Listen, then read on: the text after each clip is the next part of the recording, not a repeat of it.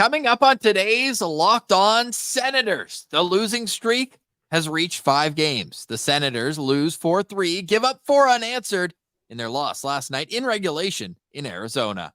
And we get some insight from someone that's been following along with the Sens on this road trip. It's our good pal, Jon Abbott from TSN. He talks about the road trip, the coaching change, and more. That road trip wraps up tomorrow in Denver. It's the first official practice under Jacques Martin. But was it even on the ice? We'll get into all that and more on today's edition of the Locked On Senators podcast. It's your team every day. Your Locked On Senators, your daily podcast on the Ottawa Senators. Part of the Locked On Podcast Network. Your team every day.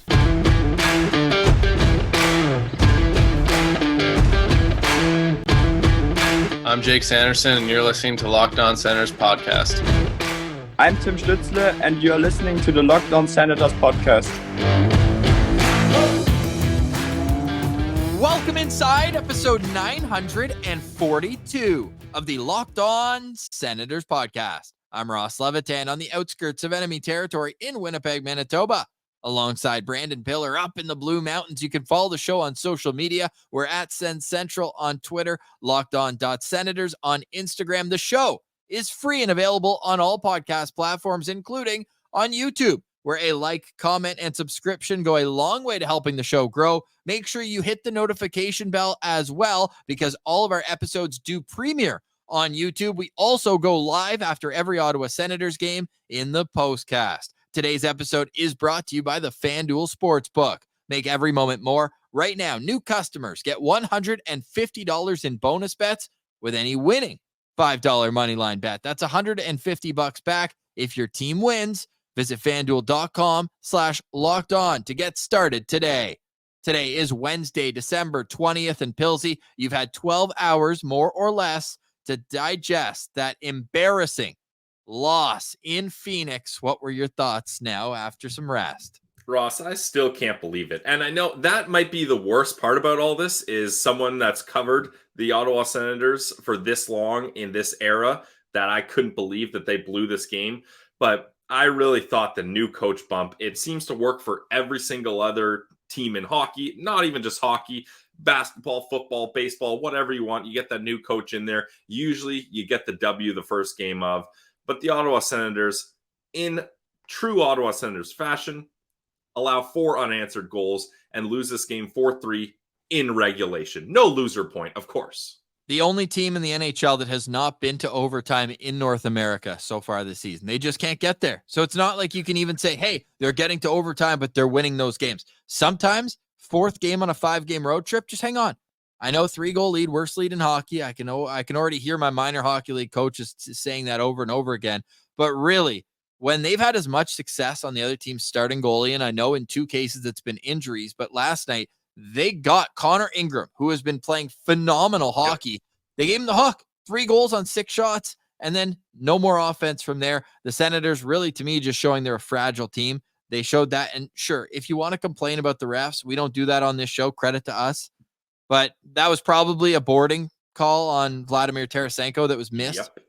It almost gave me vibes of Alfie hitting Tucker and then going to the net and scoring. I almost got those vibes, but still, you have to be able to stand firm. Bad things are going to happen over the course of a game. It's how you respond to them, and the Senators have no response and no pushback. They turn over and let their opponent just rub their belly after they get one. They're like, oh, good job. You got one. Why don't you get another? So I think that's something that needs to be focused on right now, Pilsy. And it's not going to get any easier. We talk about it with Jon Abbott, but they're playing a pissed off Colorado Avalanche team tomorrow night where the standard is up there. The standard is very high in the Avalanche. Mile high. Yeah. The altitude tomorrow is that. No excuses. No excuses. Pilsy, some notes from practice today. Jacques Martin, not actually on the ice. We're recording this while the Senators are still skating. TSN 1200 doing a good job of posting video and caption about what's going on. Alfie running some of the drills at practice, Jack Capuano as well. But what are your thoughts, Jacques Martin up in the stands with Steve Stais? I mean, Ross, I'm thinking and hoping it's as simple as he didn't bring his skates on this road trip. Like, he probably was not prepared for this. And I don't know, but it'll be interesting to see how a 71-year-old Jacques Martin is going to kind of run things practice-wise. I'll be interested to see how kind of engaged he is if he is out there on the ice and what that's going to look like. What were the stories about Ken Hitchcock? Didn't he bring a chair out at center ice and he'd just sit in a chair? And just yell and chirp at guys, yeah.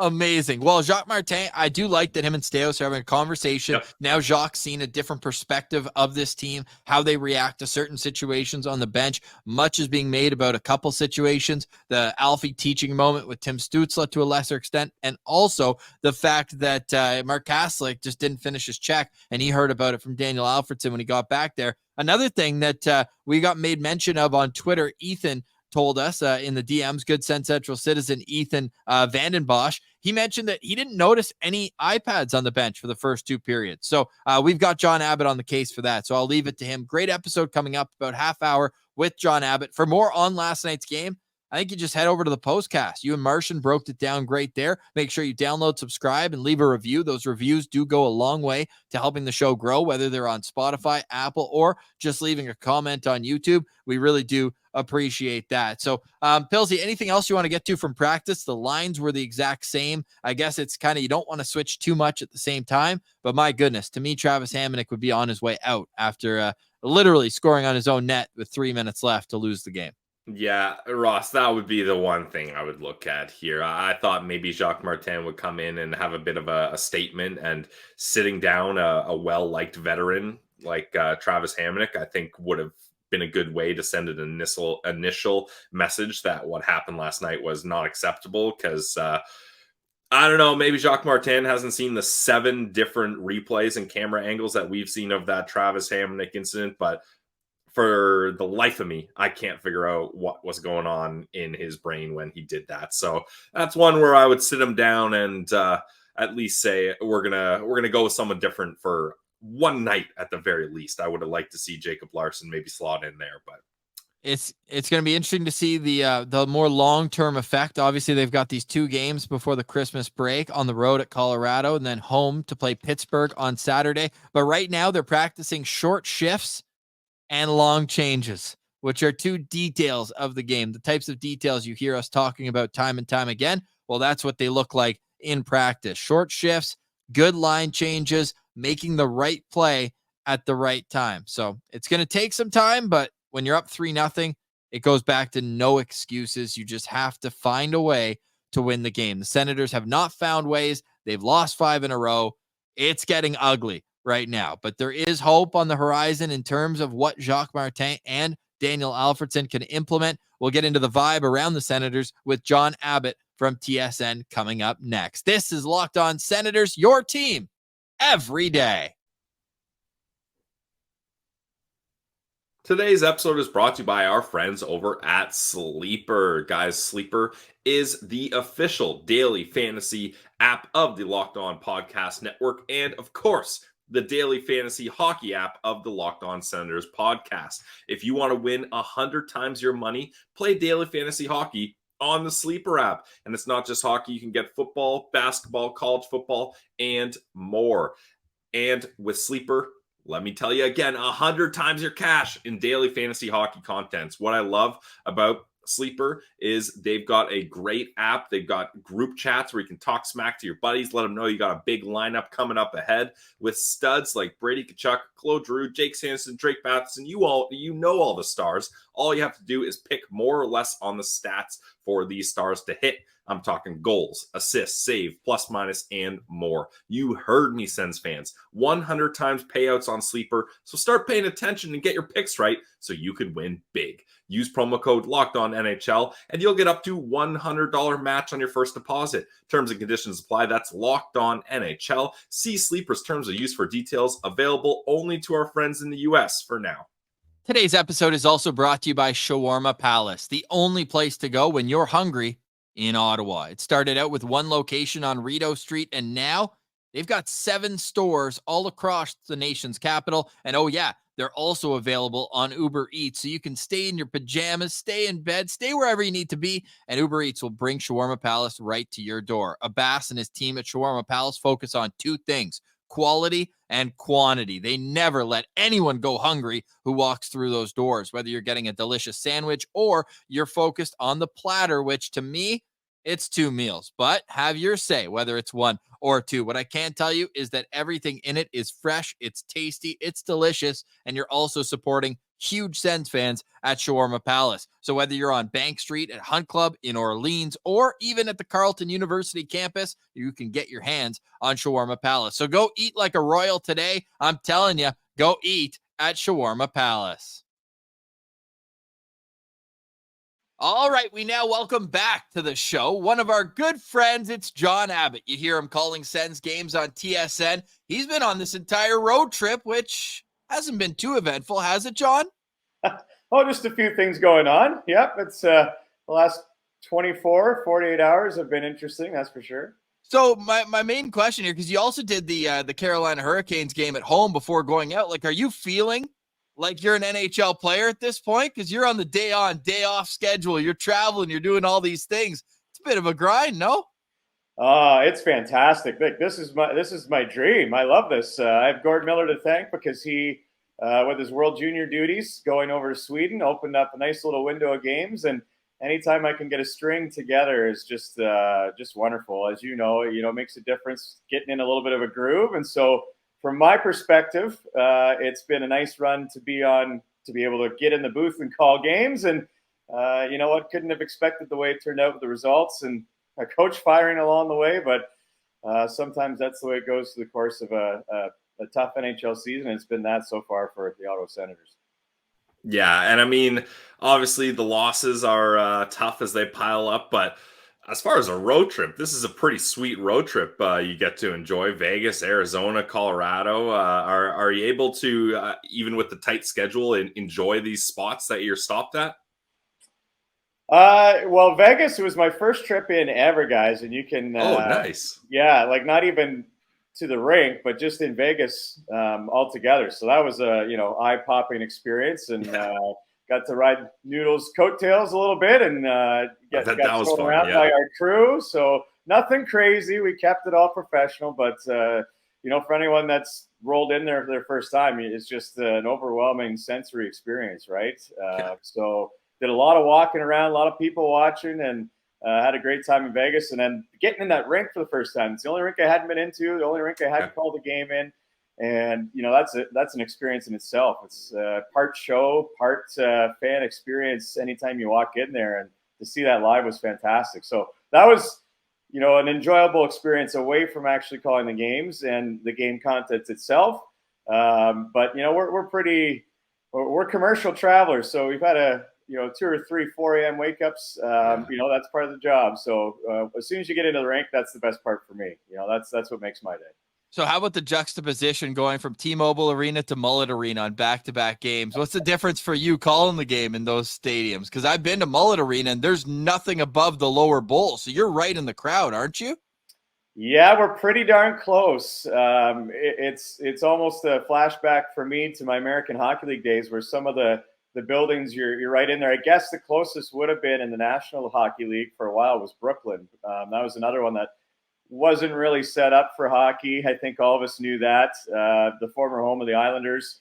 It was a basketball venue that was, taking a square peg, putting it in a round hole for hockey. And we were on the concourse there. We're actually at the top of like the lower bowl where the steps finished is where we were.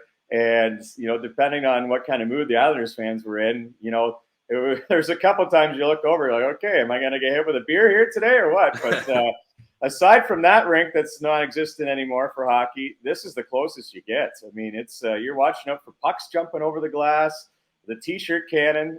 So it's I think it's the most unique venue in the league inside and out because you're on a university campus. Yeah. You have all of the other sporting landscapes nestled into this. The university team shares the facilities with the NHL team, and then you have the intimacy of basically like a junior rink, only with an NHL product. So yeah, it's an intriguing stop. I always think it's so cool for the visiting teams, but if you played there 41 games a year, probably the shine wears off at some point. Yeah, is that one of those arenas though for you commentating on the game? You're like, this is great. I can see everything. Like, how much difference is it going from T-Mobile to Mullet Arena as far as a broadcaster goes? Like, it's got to be two different worlds. Yeah, it is. Yeah, T-Mobile certainly is the grander of the two stages and more the traditional, typical type of setup. I thought the sightlines were pretty good in T-Mobile, though. Okay. So far, I would say that the probably most challenging in the league for me is Edmonton. It's just the way the shape of the arena, kind of the banking, where the press box is, and how high up you are as broadcasters, as commentators. It can make it challenging from that standpoint. So yeah, you wear that down, and T-Mobile to Mullet Arena, a huge difference in proximity and angles and sight lines, and it gives you that feel of being kind of engaged right in the game almost, because you see how quick things move and at Mullet Arena, and everything's right up close and in your face, and 99.9% of the time it's great. But that goal that goes in off a Hamonic, couldn't see it because just the way our angle was, and we're not up high enough. The bodies to the side of the net block what's happening on that far side of the ice. So we knew Kesselring shot it. We knew it kind of plinkoed around, but I had no idea until the replay that it actually went off a Hamonic. So that's the odd exception. So are you looking, do you have a monitor beside you that it's on like a 5-second delay type thing, or how are you just waiting for the Jumbotron to show it again? Some of both. We don't have any monitors on delay. It's all real time. But we're fortunate enough that we have a tremendous crew at TSN, and they're pretty quick getting us replays just for the general public's sake, but also for ours. So yeah, as soon as we knew something was up there, we knew that it was some kind of an odd bounce, and then right away, as soon as that replay hits, and it's like, oh man, I can't believe, like, it almost, because he had the stick moving too, and it's like if it didn't hit his skate, it was going to hit his stick, and it's just like, how does that happen? And it's the game winner. So yeah, we found out seconds later exactly how unfortunate, unlucky, use your own description it was, and then by that time, it's like, okay, we'll see what they have left in the dying moments. Well, you had time to look at the monitor. My remote was already through mine, so I didn't get to see that one.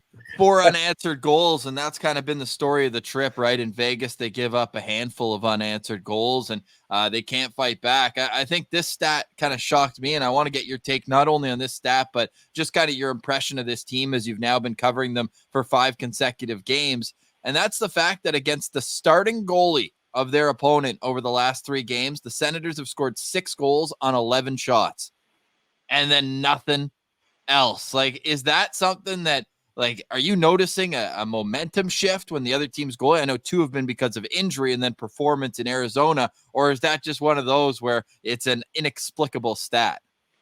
Boy, Ross, there's been a lot of quirky things on this road trip. You asked about kind of the busyness of it, and yeah, it's been packed with, almost any time you turn around, there's something going on, whether it's, obviously the most notable, the coaching change, or the type of play, or where things appear. And it's strange to see 2 goaltenders use 3 games in a row. Like, I can't remember the last time that's happened that I've been a part of. So there has been a lot of out of the ordinary on this road trip so far. I would say less about the goalies for me and more about how things have gone within a game for the Ottawa Senators. And if you look back, they did have some good starts, guys. And I think, that's kind of where that early game success has been found. And it was that way, as you mentioned, in Arizona against Connor Ingram, scoring the 3 quick first period goals. They looked like world beaters.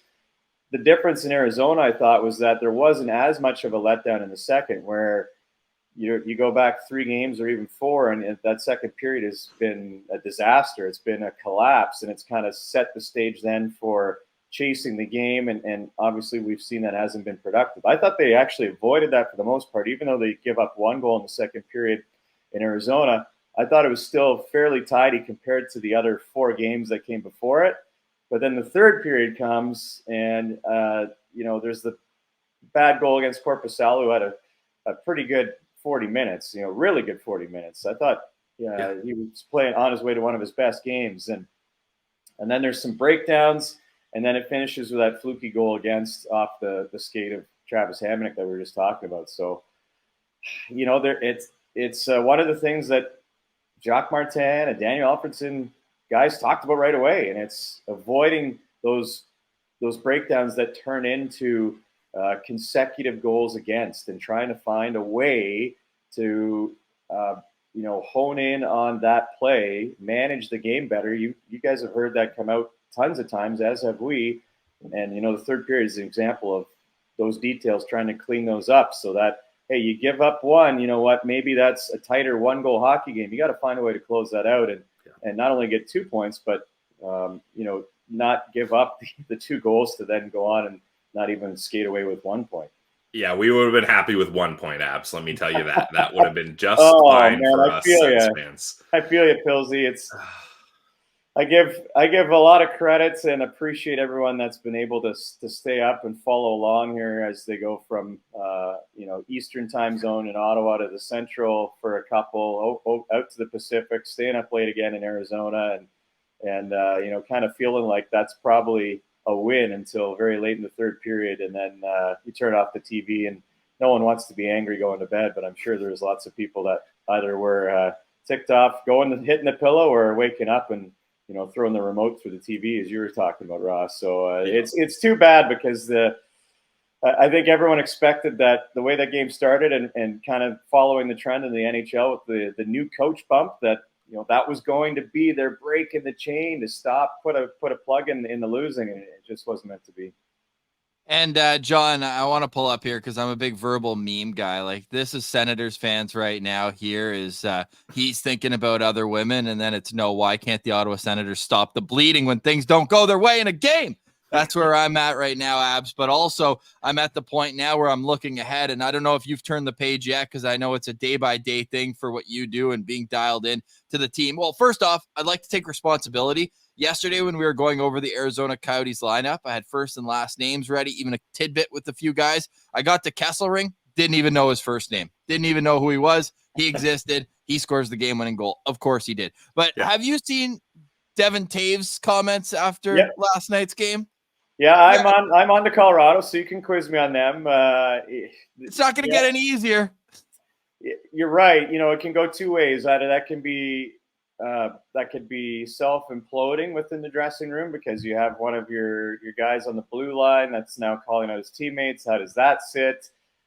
Is that going to be self-destructive? Is that going to be something that doesn't work for the team, or because they've won together, because they have the championship pedigree? Not everybody on that roster, I suppose, but is that sort of a wake up, it needed to be said, galvanizing type of moment? And for a team in Colorado, you look at their record, coming in, guys, to the month of December, they had 6 losses in regulation in total through the first 2 months.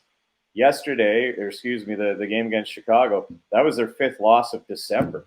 Yeah. So that's rarefied air for them. They're not used to having that many L's in a month, let alone over a couple of months. So it's interesting to see what the boiling point is for teams that are used to success. And it all boiled over against Chicago. And I think, much like previous games on this road trip, St. Louis Blues, first game with Drew Bannister, they're on their toes, right? They're ready. That's a group that was ticked off, new coach, they're ready to go. Dallas Stars, they had a couple of days to get over what was not their most fun game, but they were able to prepare, and they knew that Ottawa was coming in back to back. They're on their toes. Yep. You get to Carolina before that, they had lost 4 straight. They're going to be on their toes. So it's been played out already previously in this road trip for Ottawa to be ready for the opponent. I thought last night was their best start, and in Dallas, actually. Those would be the 2 better ones to start a hockey game, but it's going to be the same in Colorado. And just for completeness sake, if anyone hasn't heard, Devin Taves, Stanley Cup champion with the Colorado Avalanche, after last night's loss to the Chicago Blackhawks, he says, quote, "I think we've got some guys who think they're playing well, and I think they're kidding themselves at this point. It's frustrating to play when you have guys who think they're playing well, and they have no idea what play they're about to make." So this is kind of the standard that a Stanley Cup team with injuries, his partner, Cale Makar, hasn't played the last couple of games, but they're holding themselves to that high of a standard. Whereas what we're used to hearing after the games, and you've been in the scrums, We didn't get the bounces tonight. They didn't go our way. We maybe weren't ready to start on time. So hopefully Jacques Martin and the structure he can bring in will help alleviate some of that. Pilsy, you got something? Hope you're enjoying our conversation with Jon Abbott. We'll get right back to it. But first, a word from our friends with the FanDuel Sportsbook. Yes, FanDuel is the official sportsbook app of the Locked On Podcast Network, and for a good reason. It's North America's #1 sportsbook. Why would you go anywhere else? And right now, new customers in the U.S. can get $150 in bonus bets with any $5 money line bet that wins. That's $150 if your team wins. If you've been thinking about joining FanDuel, there's no better time to get in on the action. And the app is easy to use. There's a reason they're #1 in North America. It's the best app out there. You'll always go back to FanDuel. I love it. If a simple guy like me can use it, you can use it as well. And there's a wide range of betting options. You got spreads, player props, over-unders, and more parlays. Anyone? And it's not just hockey. You can bet on football, basketball, college football, whatever you're into. You can find it on the FanDuel app. So visit FanDuel.com/lockedon and get into the action today. Guys, it's FanDuel, official partner of the NFL. And today's episode is also brought to you by the Glebe Central Pub. Go visit the Glebe Central Pub in the heart of the Glebe, 779 Bank Street. When you go, let them know that Locked On Senators sent you. Now, the Glebe Central Pub, it's just an awesome neighborhood pub. From dartboard, where it's always a blast. They're even doing a dart tournament at the end of January. You can go sign up for that at GlebeCentralPub.com. And also, while you're on the website, make sure you check out the Sens shuttle bus. They've got the schedule that is going to the CTC an hour and 15 minutes before every Sens game, and they come right back to the Glebe Central Pub afterwards. That's for $17. Great deal. Round trip cost to and from the CTC. So make sure you go check them out. They've got a bus running on Saturday when the Sens host the Pittsburgh Penguins. They also have plenty to learn on their Instagram at the Glebe Central Pub. So with the Glebe Central Pub, you always know you're going to be around good people, you're going to eat good food, and you're going to have a good time. Isn't that what going to a pub's all about? Go check them out, 779 Bank Street. And when you do, let them know that Locked On Senators sent you. Yeah, I want to get your opinion, Abbs, especially you're around this team a lot, especially on a road trip. So this is a bit of a two-parter question. First, did you have the feeling that getting on the road was going to galvanize this group, bring guys together, and really change things? Like, did it feel after that loss at home against the Carolina Hurricanes that, okay, we're going to get on the road, we're going south, we'll get some sunshine, we're going up against Western teams, like this is going to provide some sort of change, some sort of spark? I did believe that, mostly because I think sometimes it lets you focus and hone in on things a little bit easier at times when you have some of the other distractions left behind. And when you come into a road situation where it's a back-to-back and it's, a little bit more difficult travel, you recognize the situation in St. Louis and in Dallas. It allows you to focus on those two teams and try to be prepared. So I did think, the team ended up at Tkachuk's family home to have a good team dinner before. So you start believing that, okay, this is the beginning of the process. It's going to turn the tide, and they're going to be able to right the ship a little bit away from home. And it just, unfortunately, the Ottawa Senators was further examples of, being incapable in games and letting, shifts in games bring them down and sink them. And, eventually it wasn't because of the losing that DJ Smith on this road trip was fired, but kind of cumulative, where even Steve Saos alluded to this. It was more of the same type of thing that was costing them hockey games coming back into light. And then that ultimately led to the decision that DJ Smith was going to be removed. So, yeah, if you asked me at the beginning, I thought, okay, this is going to be a good chance for them to try to come together and maybe build some traction. But hasn't happened that way, clearly. We were all hoping that as well. Now, part two of this is, okay, that's the road trip. You're getting on the road. Hopefully that changes. Boom. Another massive change. DJ Smith, Davis Payne are dismissed, and Jacques Martin and Daniel Alfredsson are brought in an interim basis as coaches. Did you feel a shift in kind of the aura and the energy of this team once that happens, like around the rink yesterday before the game, talking to the players in the dressing room? Like, could you feel that there was an actual change, or is it too soon for that to kind of materialize and it just kind of seemed like business as usual here? Well, I'll try my best to put everything in perspective that I was, taking in an auxiliary basis without being in the actual room. Obviously, one thing I realize there's different opinions on DJ Smith, and sometimes it's hard for the fan base to separate person from coach, and they don't necessarily have to do that because, as far as the fans are concerned, they're paying good money. They want to see results, and they're tired of missing the playoffs for 6 straight years. So that is kind of the first focal point. I get that, and let's face it, this year the results haven't been good enough. So I understand that perspective. From seeing DJ relate to the players in that room, from my experiences with him, he's a great person, and I think did do some good things along the way, taking this team to a growth point. The way I saw it is that it was kind of the evolution of where the Sens needed to go, and it did feel like they needed someone else to kind of pick up the torch and carry them into the next stage, where now they need to be a legit contender each and every year. And that probably was part of the change as well. So you think of this younger group and some of the core players that are everybody's fan favorite players, and the only coach they've known is DJ Smith. So it was a highly emotional response on the day of. Only time that I've experienced a few coach firings through the years covering this game with different teams.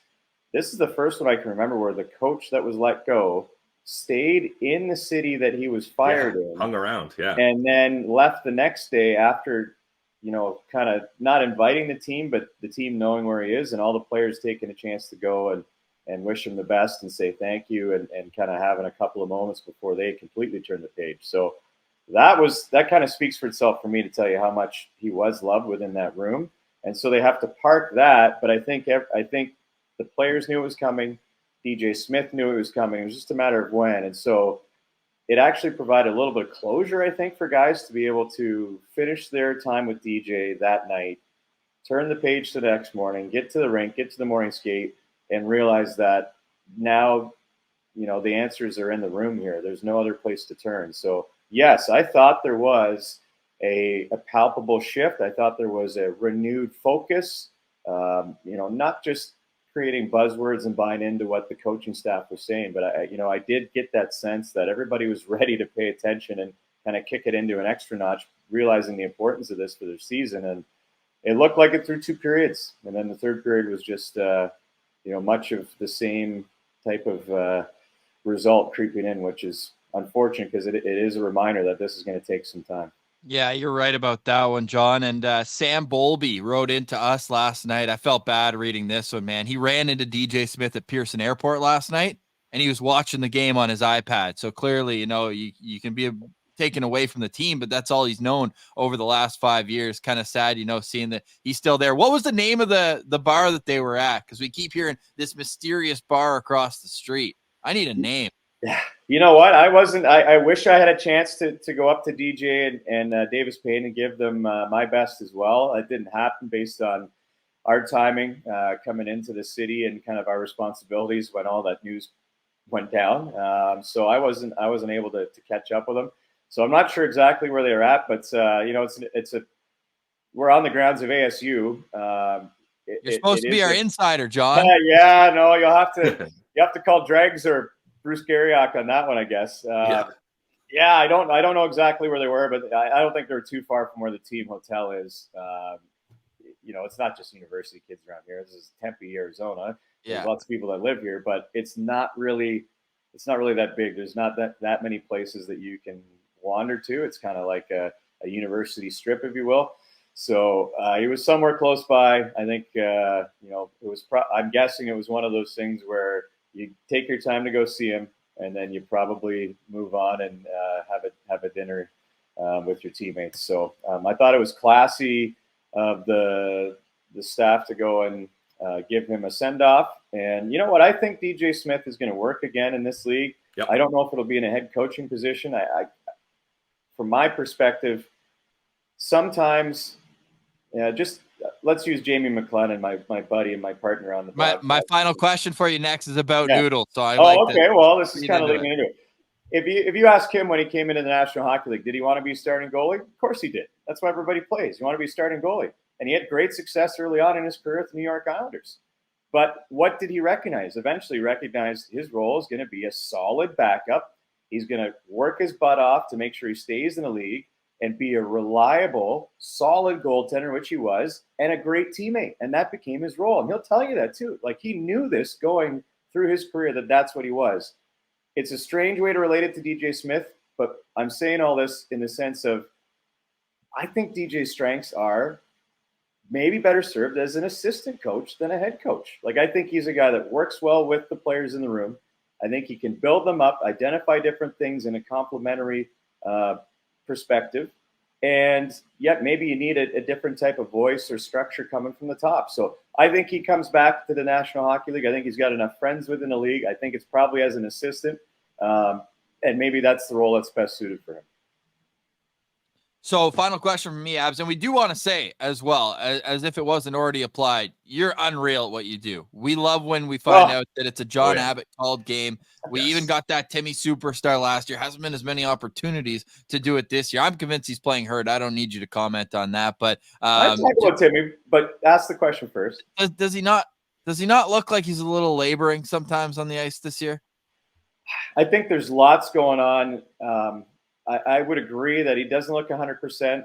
We don't have any kind of confirmation on that. He hasn't missed a game. But you're right. There are times where he doesn't look 100%. So I'm reading the same body language that you are. And he can't shoot the puck. You appreciate the competitor that he is, if he is playing banged up. I would also say, I think, again, my outside opinion is that there's lots going on between the ears there. Like, he was Timmy superstar last year. And so now this year he's got that reputation. He's the guy that this team is looking to go to in those situations like the end of last night. And, I appreciate what Tim's been able to do this season, even though he's having a good, productive year, even though I think there's a lot more to give, if that makes any sense. I don't think he's reached his level of effectiveness yet all in this season, which is strange because of what we saw him do last year. But man, there's two moments that stand out to me from last night's game. And he was one of the guys that had such a great play through two periods. Then he's on the ice at the end of the game. And the net's empty. They're looking to find a goal.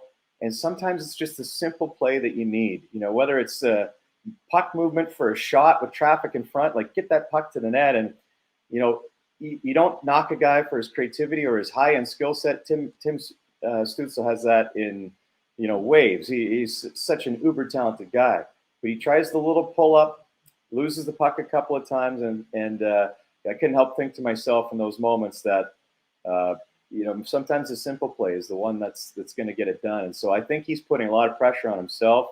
I think he's realizing now that there is a lot of pressure being the go-to guy in this hockey team on a nightly basis. And that's a lot for a young guy to try and work in and navigate. And I don't know that we've seen peak Stützle with all of that responsibility yet. And that's probably part of the growing process for him. And follow up on that, maybe it's something that you could find out for us, but we also had our friend Ethan write in last night saying that he didn't see a single iPad on the bench. Now, is that a Mullet Arena thing, or is that an Ottawa Senators? I would imagine they bring their own iPads to the bench, where Jacques Martin is saying no, because every time you guys on TSN panned over to the bench, it was Alfie talking to players. It was Jacques having a quick word with players. I wonder if it was something like, let's take away the distractions, almost like, the kid at the end of the night, like, hey, you've reached your screen time. Like, let's actually focus on things that matter. But maybe that's something that we could put you on a mission for, to find out if iPads have been banned from the Senators bench, because Timmy, among others, Norris is very notorious for using them as well after every single shift. So I'm curious about that one.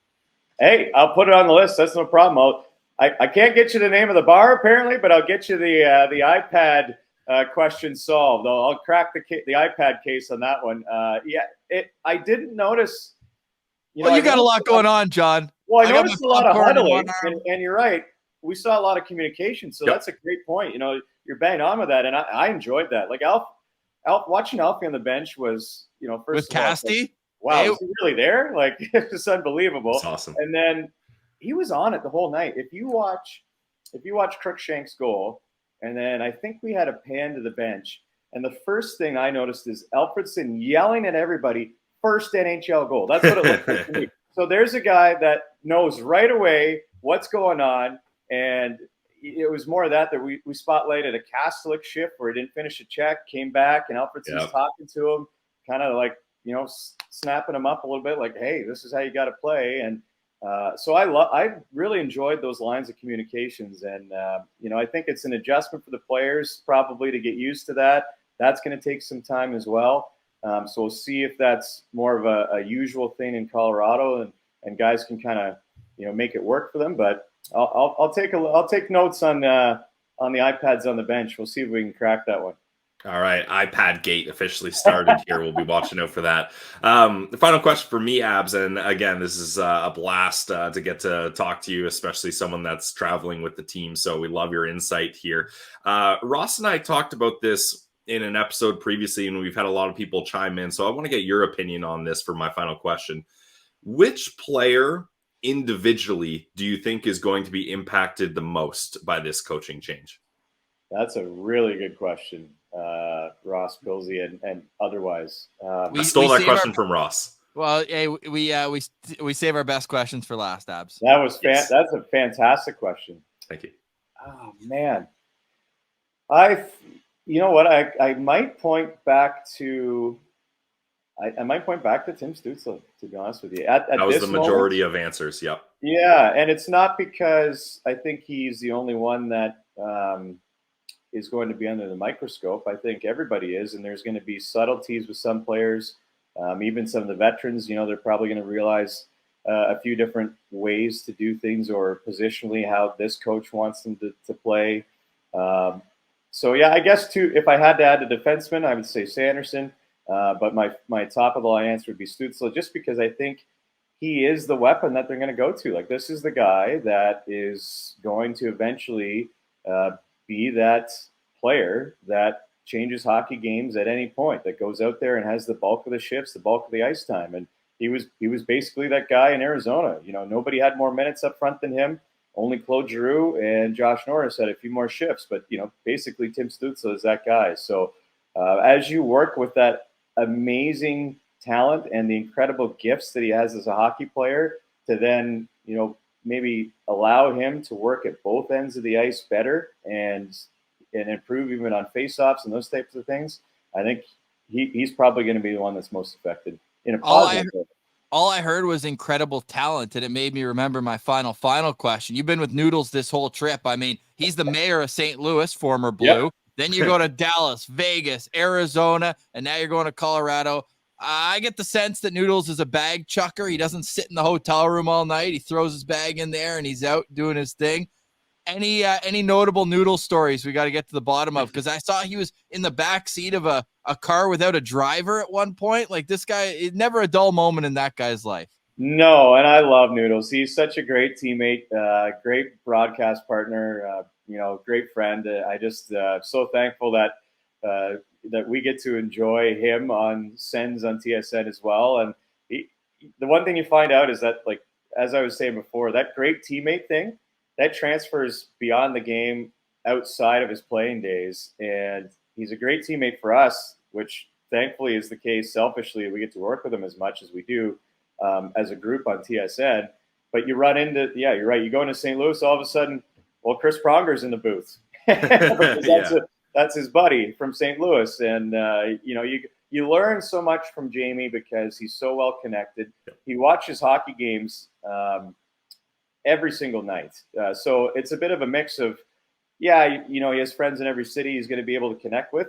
And it only helps our broadcast that way as well. But he's a student of the game. Like, he just loves – you will watch even last night. So he has his phone connected to a hockey game. He's got another iPad with a game going on that he can watch during the intermission. So he doesn't miss a beat. You know, he's got a firm grip on the National Hockey League, so he can be ready for any line of questioning. So yeah, it's been awesome. The self-driving car, I give him credit because I wouldn't have hopped in that thing. I'm not getting in there either. It's passed me on the road in Arizona a few times, and I'm like, oh my goodness, I would not trust that thing. But he had fun with it, as he always does. Another great part of what Jamie brings is always having a positive vibe and a funny outlook, and fun-loving guy. So.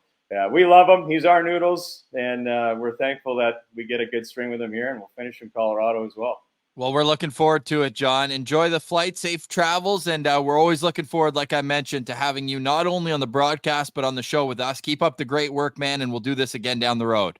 Right back at you, boys. I appreciate what you two do each and every day, and then even the emergency cases when there's pertinent things like a coach change to talk about. So you're a great outlet for so many, especially in the course of a season that's kind of had its ups and downs. And guys, my pleasure to be on. Thanks for having me. Stick taps to our guy, Jon Abbott, for joining us. Really fun conversation. And Pilsy, I wasn't even just gassing him up when I said he's one of our favorites. Like the flow he has, he's got the voice. He's going to be a guy we're listening to call Sens games for a long, long time. I sure hope so, Ross, and especially the duo of him and Noodles are it's classic. I feel like I speak for every Sens fan when you find out it's first off a TSN broadcast. You're like, yep, nice, love that. And then when it's Abbs and Noodles on the call, that's a double bonus. So yeah, we love having Abbs on the show and a part of the Sens community. And people in the Ottawa community might remember when Abbs was calling games for the Ottawa 67s back in 2007 to 2011, like that Logan Couture era, Tyler Toffoli of the Ottawa 67. So really cool to see the growth in his career as well. All right, busy show today. We'll have more tomorrow with a game day, Senators in Colorado to take on the Avalanche. But do you have any final thoughts on today's show? Final thoughts for me is, look, last game was so close, but ultimately a complete collapse. It deteriorated into a debacle. Let's not panic too quickly here. I know it's hard not to. I've been holding off on the panic button. It's not easy, let me tell you that. But you got to give this new coaching staff, or at least Jacques Martin and Daniel Alfredsson, a little bit of time to integrate what they want to change into this team. So I don't think we can fully make full judgments right away. It's going to take some time. Hopefully, Colorado, you see, one step closer in the right direction here. Well, for more, you can head over to Twitter at Sens Central. Until then, have a great day, and thanks for listening. For Brandon Piller, I'm Ross Levitan. This has been the Locked On Senators podcast, your team every day.